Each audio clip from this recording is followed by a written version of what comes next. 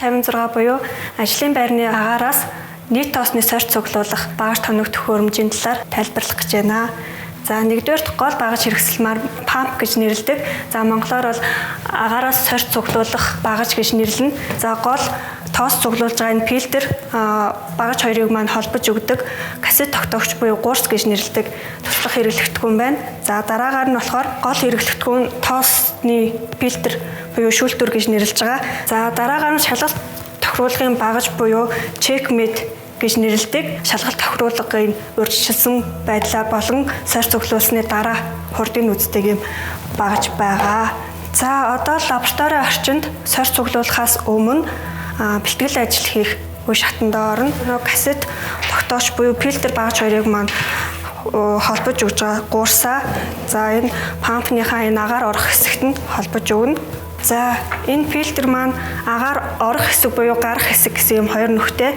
За тэгэхээр энэ хамгаалтын таглагыг аваад за энэ агаар орох гэсэн хэсгийг гол нөгөө нэг сорьц цуглуулах хэрэгсэл рүүгээ харуулж угсарна гэсэн үг. За энэ нүхийг энэ фильтртэйгээ ингэж холбоод за ерөнхийдөө багаж угсарсан байдал маань ийм байдалтай харагдах нэ.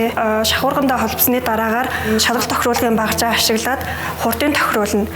Хурдыг 2000 литр минутаар тохируулах ёстой. Багажны тусгай зориулттай юм гуурсаа ийм фильтрнийхээ нүхэнд холбож өгөөд багажаа асаах ёстой. Багажныхаа хурдыг тогтворжуулах ёстой. За үүний дараагаар яг 2000 литр минут хурдаар хурд тохируулгыг хийх ёстой. За ингээд ажлын талбар дээр очиод тухайн ажилтнаа зүйлгээд асаагаа сорьцоо цуглуулж эхэлнэ гэсэн үг.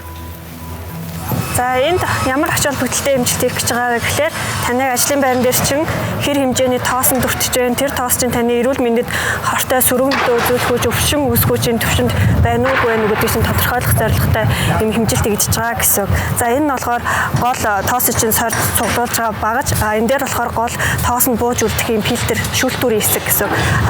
Тэгэхээр гол мэдэрж байгаа энэ хэсгээгээ та амьсгалынхаа төвшний ойролцоо зүүх ёстой. Гадаа орчин дэд байдал байж ах юм шиг. За энийг болохоор та өөрөө эвтэйхэн байдлаар бүсэндээ зүгээд энийг бол дээшээ доошоо өөртөвтэйхэн байдлаар хөдөлгөж болно. Гол нь энийгээ ил байлгаж явах. За ер нь зарчмын хувьд багажаа унтраана.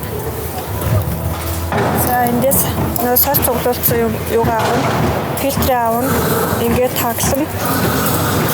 Эндээс багажаа салгаж авна. Ажлын байрны агаараас нийт тоосны сорьц цуглуулж ирсний дараагаар бид нэр дараах хурдыг үзэх ёстой. Энд байгаа бид нэр хамгаалтын тагаа авна. Сорьц цуглуулж ирсний дараа за тэгээд хурд хэмжигч багажаа асаагаад хурд хэмжигч багажтайгаа холбож өгнө. Фильтр буюу шүүлтүүрээ холбож өгөөд дараах хурд үзэх тохиолдолд ямар нэгэн тохируулга хийхгүйгээр за шууд багажаа асаагаад энэ дээр хэмжигдсэн утгыг бид нэр тэмдэглэж авах ёстой. За ингээд тодорхой хэмжээнд тухайн хурд маань тогтворчтол ажиллаж байгаад за тогтворцсон гэж үзэх юм бол бид нэр мэдээж тэмдэглэлээ хөтлөнө. За тэд байна гэдэг тэмдэглэлээ хөтлөөд за үүний дараагаар шууд багажаа унтраагаад за фильтрээс салгаж аваад лабораторийн орчинд буюу жингийн лаборатори руугаа явуулах ёстой. Ингээд салгаад за эргүүлээ хамгаалтын бөглөөнүүдийг нь таглана. Сорьц цуглуулсан фильтрээ лаборатори руу явуулж тоосны бодит жингийн тодорхойлох шинжилгээг нь хийгдэх ёстой. Энэ бол тоосны жингийн лабораторийн өрөө байна. За энд хэрэглэгдэх багаж тоног төхөөрөмжүүдийн хувьд бол хамгийн гол хэрэгсэл буюу шүүлтүрийг жинлээд байгаа саяны наривчлалтай ультра жин гэж нэрлэгддэг.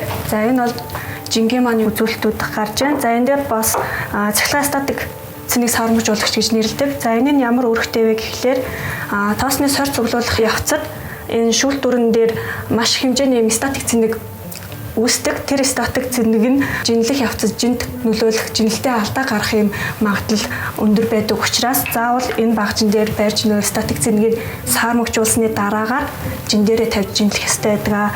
За бас нэг гол хэрэгсэл буюу энэ температур чиглэлийн хэмжилт хийж мониторинг хийх юм багж байгаа. За энэ ямар үүрэгтэй вэ гэхлээр тоос жинлэх лаборатори маань бас стандартад заасан юм тодорхой хэмжээний температур чиглэлийн хэмжээнд байж ах хэвээр тэрийгээ бид нэр хадгалж барьж байх хэвээр байдаг. За ерөнхийдөө тэр орчны үзүүлэлт буюу температур чиглэлийг хэмжих үүрэгтэй багж байна. Шүүлтүрээ жинлэхээс өмнө тухайн энэ жим маань үнэн бодтой баталгаатай ажиллаж гэнэ үгүй ээ гэдгийг өдөр тутамдаа бид нар баталгаажуулж шалгаж явдаг. За тэрний гол хэрэгсэл буюу энэ шалгалт тохируулгын эталон туухай гэж нэрлэдэг. За ингээ 2 мг, 5 мг, 10, 20, 200 мг хүртэл ийм хэмжээтэй хэмжээ олгоноос нэг бүрчлэн жин дээрээ жинлэж ингэж баталгаажуулалт хийж явдаг байгаа. Цаар цуглуулсан ийм шүүлтүрээ жинлэх процессыг харуулъя. За энэ бол нийт тоосны сар цуглуулсан фильтр байна. За кассет онгойлгогч буюу зориулт ийм таг онгойлгогчоор нь кассет онгойлгоод за зориулт ийм хямсаа буюу чимхүүрээр авах хэвээр энэ хүрээ хэсгээс нь ингэж маш болгоомжтой нэмгэн чимгэж аваад за түрүүний ярьсанчлан жинлэхээс өмнө заавал цахилгаан статик цэнийг саармагжуулах багажинда цэнийг нь саармагжуулах хэвээр. За энд бол ойролцоогоор хамгийн ихдээ 30 секунд орчим барьж цахилгаан цэнийг саармагжуулаад за болсон гэж үзэж байгаа тохиолдолд бол жин дээрээ жинлэх хэвээр. За ингээд жин дээр тавьсан тохиолдолд энэ дээр тэдэн грамм байна гэсэн үзүүлэлт одоо тухайн энэ фильтр дээр буусан тоосны яг бодит жин гэсэн үг тоон үзүүлэлт нь тогтворчтол бид нэр хүлээж байгаад за тогтворцсон гэж үзэн тохиолдолд бид нэр тэмдэглэлээ хөтлөөд тэд байлаа гэсэн үр дүнгуудээ бид нэр бичиж авч тэмдэглэнэ. За тэгээд хамгийн багадаа бид нэр яг энэ жинлж байгаа энэ нэг сорцыг 3 удаа давтамжтайгаар жинлэх хэвээр жинлсэн дундаж үзүүлэлтээр нь яг бодит хэмжээг нь гаргаж ирдэг.